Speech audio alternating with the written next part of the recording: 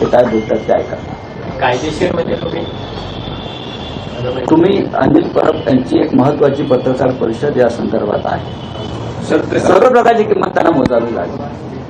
पद आणि पैसा यासाठी एखादी व्यक्ती किती खालच्या पातळीवर जाऊ शकते हे रामदास कदम यांनी दाखवलं. रामदास कदम हे नक्कीच पक्षामध्ये आणि पक्षाने काम केलं.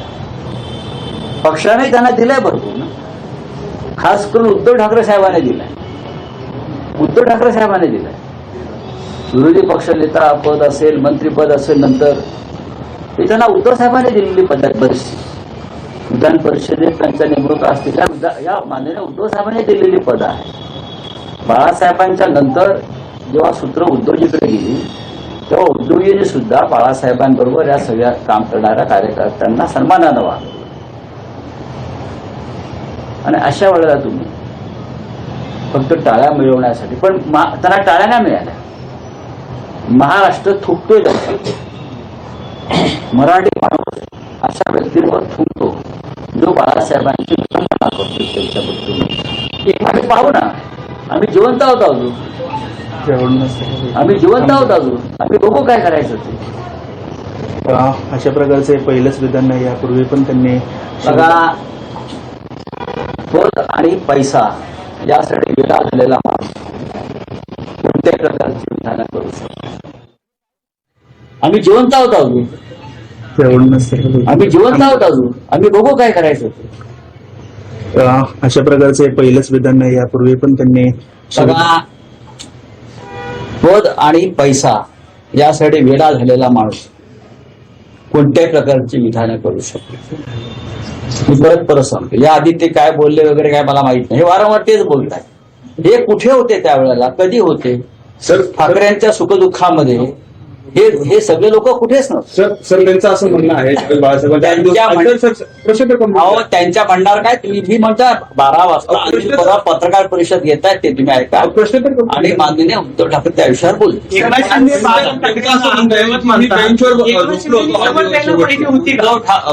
जे पक्ष सोडून गेलेले आहेत ते बाळासाहेब ठाकरेंना कधीच दैवत मानू शकत नाही.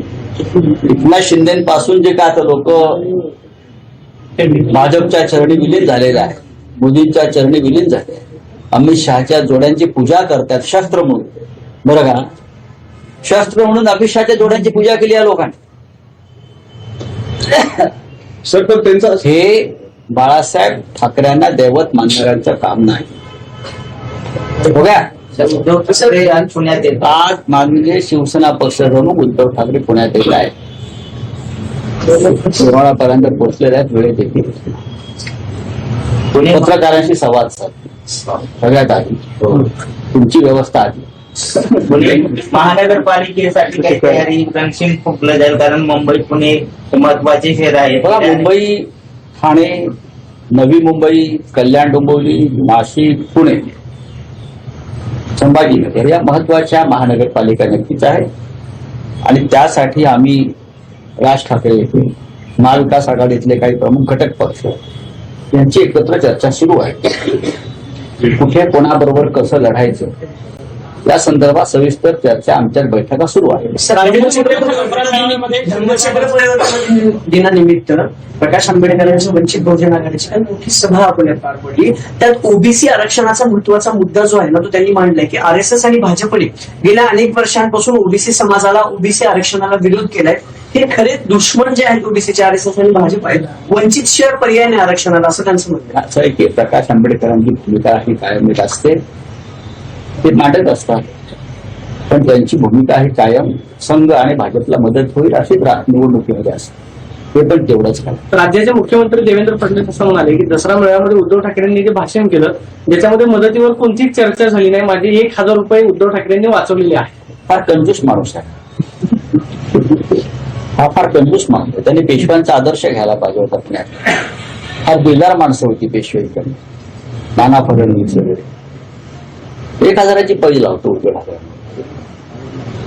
उद्धव ठाकरेचं भाषण जर तुम्ही काळजीपूर्वक ऐकलं तर त्यांनी शेतकऱ्यांच्या प्रश्नावरती आवाज उठवला. शेतकऱ्यांना कशा प्रकारची मदत द्यायला हवी बरं काय देवेंद्रजी कानात बोळे घालून बसले होते का ऐकायला हे भाषण?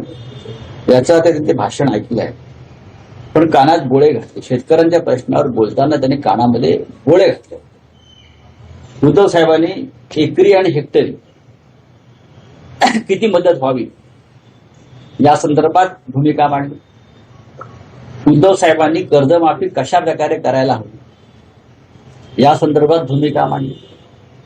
उद्धव साहेबांनी ओल्या दुष्काळासंदर्भात देवेंद्र फडणवीस कशी फसवणूक करतायत त्या संदर्भात त्यांचंच एक पत्र त्यांच्या तोंडावर मारलं.